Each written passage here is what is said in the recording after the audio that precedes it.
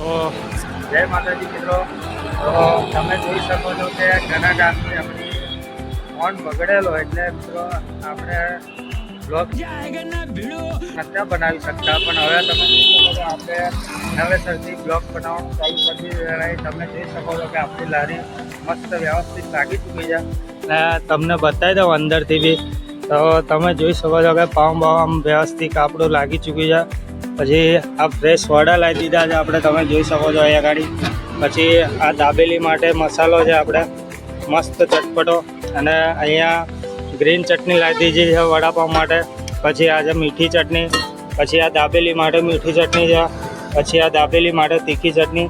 તો મિત્રો હજુ સુધી બી તમે અમારી લારીનો વડાપાઉં કે દાબેલી મિત્રો ટેસ્ટ નથી કરી તો એકવાર આવીને હજુથી ટેસ્ટ કરી લો. બાકી તમને લોકેશનની વાત કરી દો તો મિત્રો આમાંથી પાછળ તમે એસઆરસી ગેટ નંબર જે 3 જોઈ શકતા હશો, બસ એની સામે જ આપણી લારી અહીંયા ગાડી આવેલી છે, માં હરસિદ્ધિ વડાપાઉં. તો મિત્રો એક વખત મુલાકાત લેવાની ભૂલતા નહીં, અને અમારા વિડીયો આવા તમે નિહાળી શકો એટલે લાઇક શેર ને ફોલો કરવાનું ભૂલતા નહીં.